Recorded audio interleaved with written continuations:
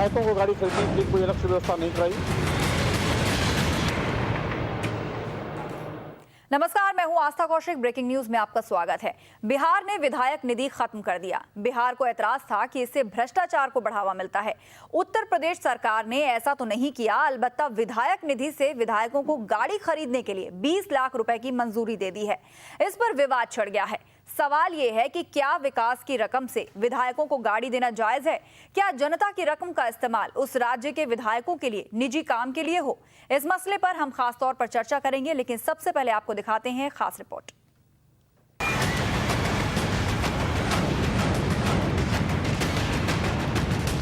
विधायकों को गाड़ी खरीदने के लिए कोई अलग से व्यवस्था नहीं कराई।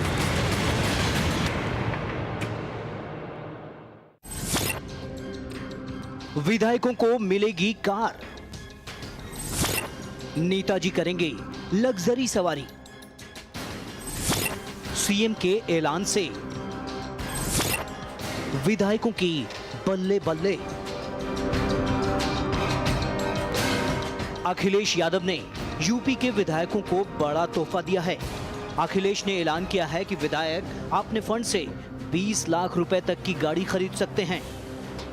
सरकारी फंड से गाड़ी लेने के बाद विधायक अगर चाहें तो 5 साल बाद इसे सरकार को लौटा सकते हैं या फिर इसे बाजार के दाम पर अपने नाम भी करा सकते हैं। सरकार के इस ऐलान के बाद यूपी के सभी 403 विधायक अब जनता के पैसों से लग्जरी गाड़ी खरीद सकेंगे।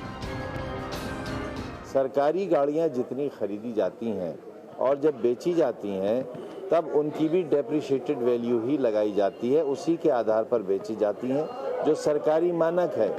लिहाजा विधायक गण को गाड़ी की सहूलत मानकों से हटकर नहीं है। एक विधायक को बतौर एमएलए फंड 2 करोड़ रुपए मिलते हैं। ऐसे में अगर सभी विधायक अपने लिए 20-20 लाख की गाड़ी खरीदते हैं तो इससे सरकारी खजाने पर 80 करोड़ 60 लाख रुपए का खर्च बढ़ेगा। यूपी सरकार का यह फैसला बीएसपी सहित पूरे विपक्ष को नामंजूर है। बीजेपी, कांग्रेस और बीएसपी के विधायकों ने सरकारी फंड की रकम से गाड़ी ना खरीदने का फैसला किया है। लेकिन बहुजन समाज पार्टी के माननीय सदस्यगण अपने क्षेत्र विधायक निधि से गाड़ी नहीं लेंगे।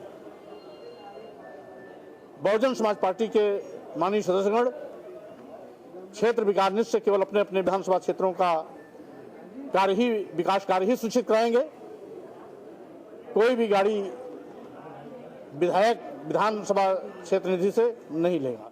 आने दीजिए प्रारूप उसका, जब आ जाए तो हम विचार करेंगे।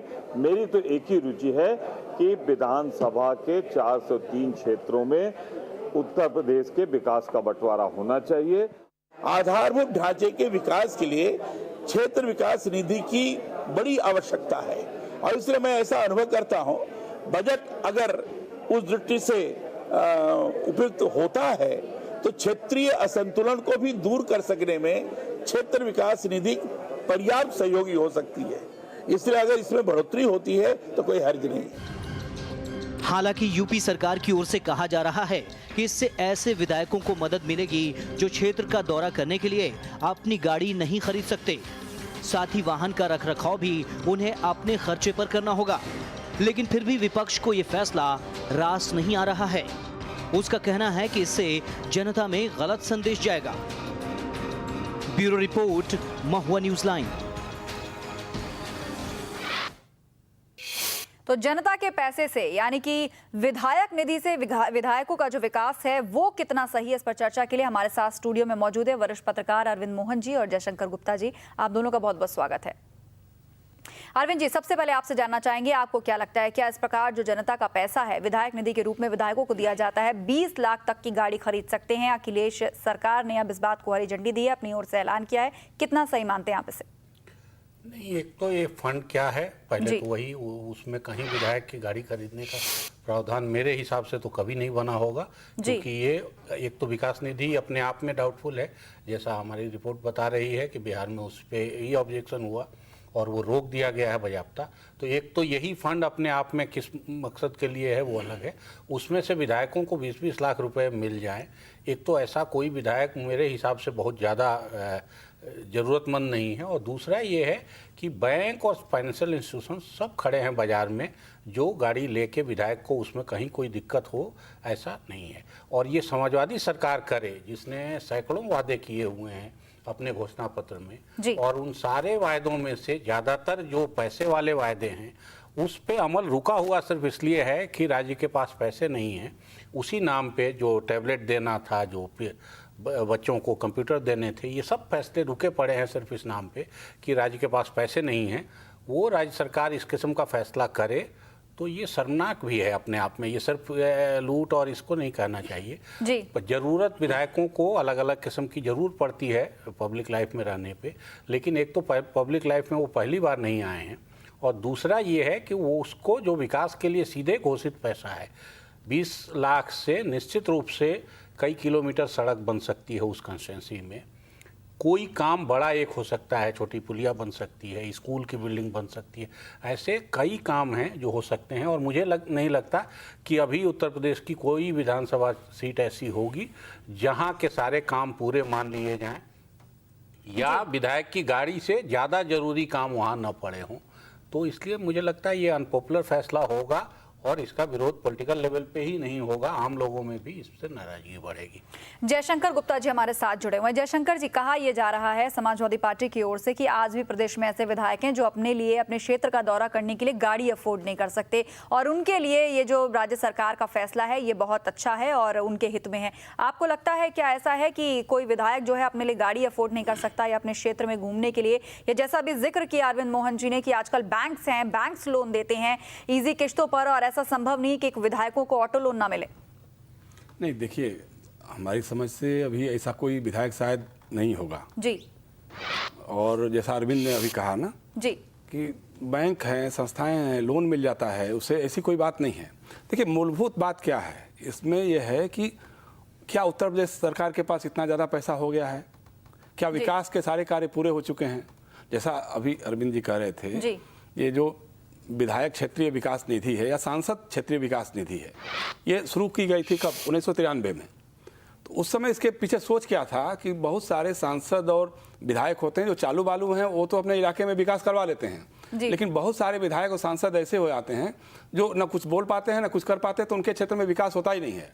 तो उसी को सोच करके ये ध्यान में रखते हुए सांसद क्षेत्रीय विकास निधि और विधायक क्षेत्रीय विकास निधि का प्रावधान हुआ था। लेकिन अब चूंकि बीच में ऐसे मामले आते गए, भ्रष्टाचार के आरोप लगते रहे, यही उत्तर प्रदेश है। उत्तर प्रदेश की विधानसभा में एक खास पार्टी के नेता ने कहा था विधायकों से अपने कि इतना % इसको आपको देना पड़ेगा। उत्तर प्रदेश में आज आप चले जाइए, कहीं पर भी चले जाइए, 50% तक एडवांस में ले लिया जाता है, कैश ले लिया जाता है, फिर 50% में बाकी सारे काम हो गए जी। तो भ्रष्टाचार इस तरह से जुड़ता चला गया। लेकिन ये जो है ये तो बहुत ही शर्मनाक, तो क्या कहेंगे, मतलब अति है, जिसको कहा जाए कि एकदम अति है कि आप अपने विधायक को, समाजवादी पार्टी की सरकार है, समाजवादी लोग हैं, 20 लाख की गाड़ी में चढ़ेंगे जी। तो कहीं तो एक जो जनप्रतिनिधियों के बारे में जो जन धारणा है बहुत अच्छी नहीं है। आज की तारीख में बहुत अच्छी निगाह से नहीं देखे जाते हैं जनप्रतिनिधि। तो इस तरह की व्यवस्था करके, इस तरह का प्रावधान करके मेरे ख्याल से उनकी छवि को और खराब करने का काम किया है उत्तर प्रदेश की सरकार ने, और जनता में इसका विरोध होगा, निश्चित रूप से होगा। संयोग की बात है, देखिए, भारतीय जनता पार्टी विरोध कर रही है, बहुजन समाज पार्टी के लोग विरोध कर रहे हैं, तमाम दल विरोध कर रहे हैं, सब कह रहे हैं कि हमारे विधायक जो है ये इस तरह से गाड़ी लेंगे ही नहीं।